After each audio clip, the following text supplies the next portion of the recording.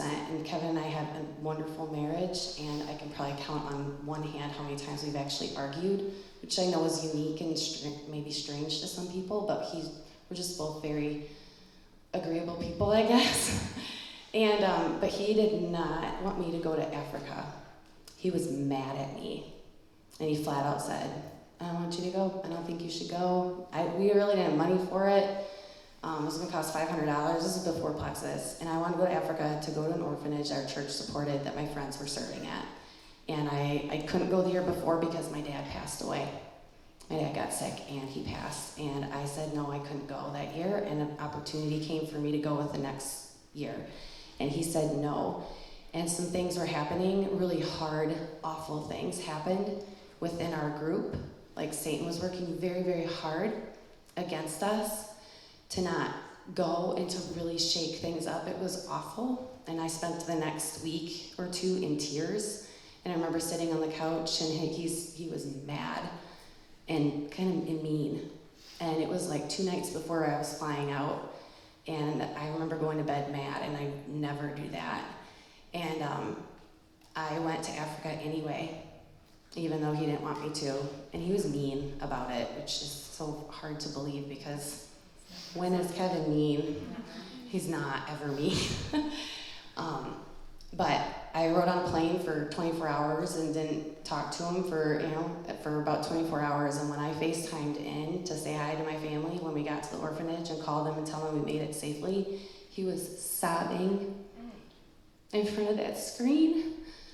And he went through a huge spiritual battle while I was gone and not able to communicate. And the Lord met him there, and he found Jesus while I was gone. And he was like, you stepped out in faith, and there was hard things. And my stepping out in that situation brought him to a place of surrender.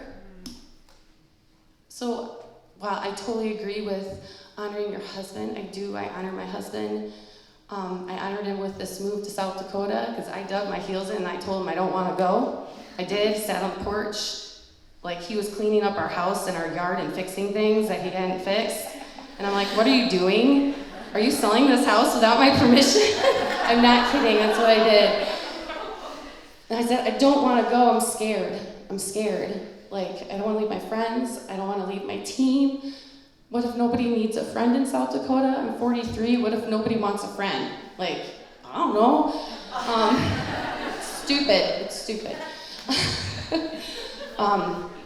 But I said yes to him then, and God honored it. And I'm not telling you to not honor your husband. You know I'm not, but the prayer is huge. Because we did sit on that porch and prayed. And I think that's what happened. I said, well, then we need to pray. We haven't been praying about this.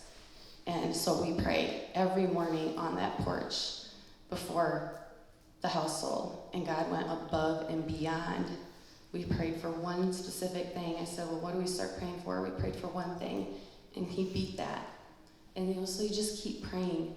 But that's what you need to be, is on your knees with your husband and be real with him about how this is hard, and your heart. It's so good, Chris. So good. All right, well, this concludes our diamond panel because we are out of time.